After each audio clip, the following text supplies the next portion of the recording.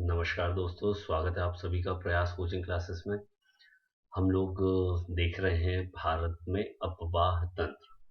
तो भारत के भूगोल का यह सबसे महत्वपूर्ण हिस्सा है जिसमें हम देखेंगे कि किस प्रकार भारत में अपवाह तंत्र है। इसके पहले हमने हिमालयी नदियों और प्रायद्वीपीय नदियों में भारत के अपवाह तंत्र को बांटा था। हिमालयी नदियों में हमने सिंधु नदी तंत्र को पिछले लेक्चर में देखा। आज हम यहाँ पर देखते हैं कि किस प्रकार इस पूरे क्षेत्र के गंगा नदी तंत्र को हम हाईलाइट करेंगे। ठीक है, चलिए सबसे पहले हम देखते हैं गंगा नदी तंत्र की सबसे प्रमुख और सबसे महत्वपूर्ण नदी गंगा। गंगा का उद्गम स्थल बहुत इंपॉर्टेंट है, हर एक बच्चे को अपनी जगह पे याद होना चाहिए। सबसे पहला है बेटा गंगोत्री ग्लेशियर, जो कि जिला लगता है उत्तरकाशी और राज्य है उत्तराखंड से। तो गंगोत्री ग्लेशियर से गंगा नदी का उद्गम माना जाता है और इसका समागम होता है सुंदरवन डेल्टा बंगाल की खाड़ी में, जो बहुत ही महत्वपूर्ण है। अगर हम इनकी प्रारंभिक शाखाओं की बात करें तो गंगा का वास्तविक रूप आया कैसे, चलिए हम उस पर नजर बनाते हैं। इसके लिए हमने आपके लिए कॉलम रखा हुआ है कि नदी शाखा, फिर उसकी मुख्य धारा का नाम क्या रहेगा और संगम स्थल बहुत महत्वपूर्ण है। लगातार परीक्षाओं में निरंतर अभी संगम स्थल बहुत ज्यादा आ रहे हैं। सबसे प्रारंभिक तौर पर हम देखते हैं धौली गंगा को और विष्णु गंगा को। इन दोनों के उद्गम, दोनों के संगम स्थल से बनती है अलकनंदा और वह जगह कहलाती है विष्णु प्रयाग। तो आप इस प्रकार पाएंगे कि अलकनंदा वास्तव में धौली गंगा और विष्णु गंगा का संगम स्थल है, जो कहलाता है विष्णु प्रयाग। इसी प्रकार अलकनंदा आगे प्रवाहित होते हुए पिंडार नदी जाकर अलकनंदा में मिलती है, लेकिन मुख्य धारा का नाम अलकनंदा ही रहता है और ये संगम स्थल कहलाता है कर्णप्रयाग। ये भी परीक्षाओं में आ चुका है। एक और प्रमुख और सबसे महत्वपूर्ण स्थल हमारा अलकनंदा प्लस मंदाकिनी नदी का संगम स्थल। दोनों की मिलने के पश्चात मुख्य धारा अलकनंदा के नाम से जानी जाती है और स्थल हो जाता है रुद्रप्रयाग। कॉम्पिटिटिव एग्जाम में बहुत बार आया हुआ यह प्रश्न।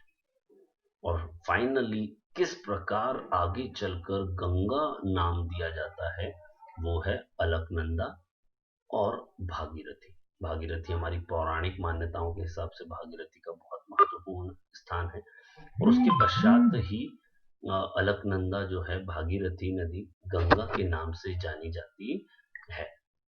देवप्रयाग यहाँ पर बहुत ही महत्वपूर्ण स्थान रहेगा कि देवप्रयाग का, और यही आगामी प्रश्न भी आपका महत्वपूर्ण बनेगा। तो प्लीज आइए से मैप पर हम देखते हैं कि सबसे पहले हमने प्रारंभिक नदी शाखाओं को यहाँ पर देखा एवं उनके संगमों को। इस प्रकार ये आती है। सबसे पहली एक मुख्य धारा के रूप में अलकनंदा हमारी ये प्रवाहित हो जा रही है, जो हमने ब्लैक लाइन से इसको दर्शाया हुआ है। ये आपकी संपूर्ण यहाँ पे आपकी अलकनंदा के नाम से जानी। दूसरा धौली गंगा और ये विष्णु गंगा दोनों मिल रहे हैं कहाँ पे, विष्णु प्रयाग। तो धौली गंगा और विष्णु गंगा आपस में जाकर यहाँ मिलते हैं विष्णु प्रयाग में। इसके पश्चात अलकनंदा आगे प्रवाहित होती है और आगे चलकर पिंडार नदी उस पर मिलती है और वो स्थल कहलाता है कर्ण प्रयाग। पहाड़ी क्षेत्रों से नीचे उतरती हुई अगेन मंदाकिनी नदी, उसमें यहाँ पर आप देखेंगे कि मंदाकिनी नदी प्रवाहित होते हुए नीचे उतरती है और यह संगम स्थल कहलाता है बहुत ही महत्वपूर्ण रुद्र प्रयाग। आगे चलकर गौमुख से, जैसा मैंने कहा कि बहुत ही महत्वपूर्ण रखता है भागीरथी नदी का, तो गौमुख से भागीरथी निकलती है और वह संगम स्थल पूरी परीक्षाओं का सबसे महत्वपूर्ण स्थल देव प्रयाग कहलाता है। और यही वह स्थल है जिसके पश्चात गंगा नदी का प्रवाह आगामी माना जाता है। न अलकनंदा, न भागीरथी, न मंदाकिनी, वो कहला जाता है क्या, गंगा नदी।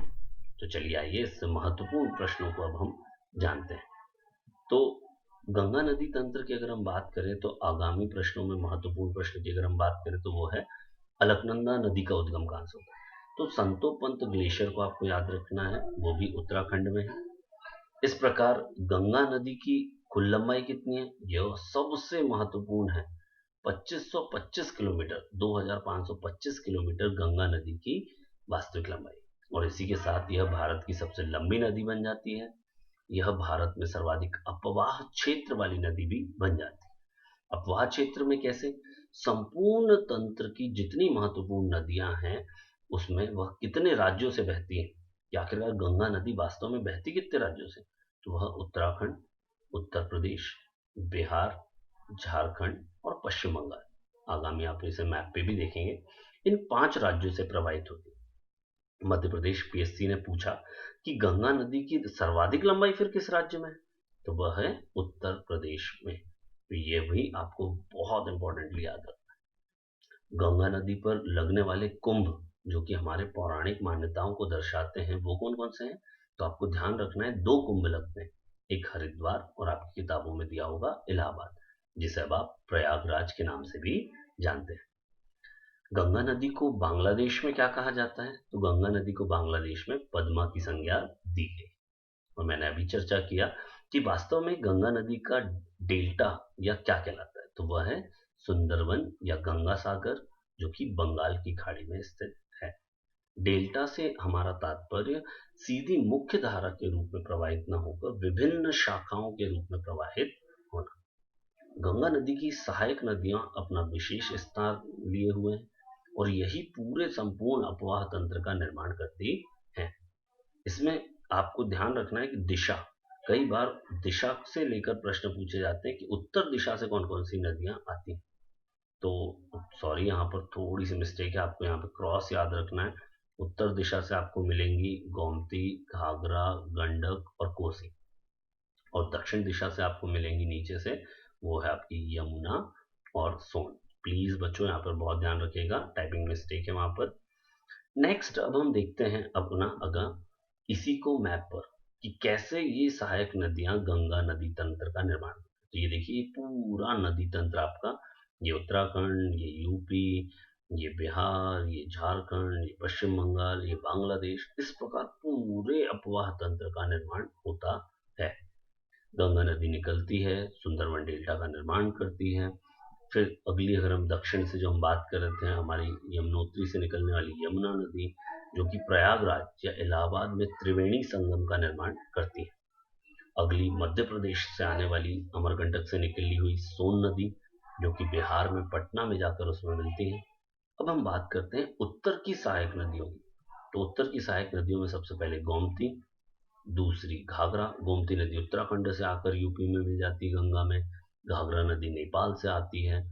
फिर गंडक की अगर हम बात करें तो तिब्बत सीमा से निकलकर वह पटना के पहले थोड़ी सा मिलती है। और लास्ट हमारी बिहार का शोक कहा जाने वाली कोसी नदी, जो कि तिब्बत से निकलकर सीधे गंगा में मिलती है। इस प्रकार इस संपूर्ण उपजाऊ तंत्र का निर्माण होता है। अब इसके पश्चात जो भी सहायक नदियां हैं वह भी महत्वपूर्ण हैं।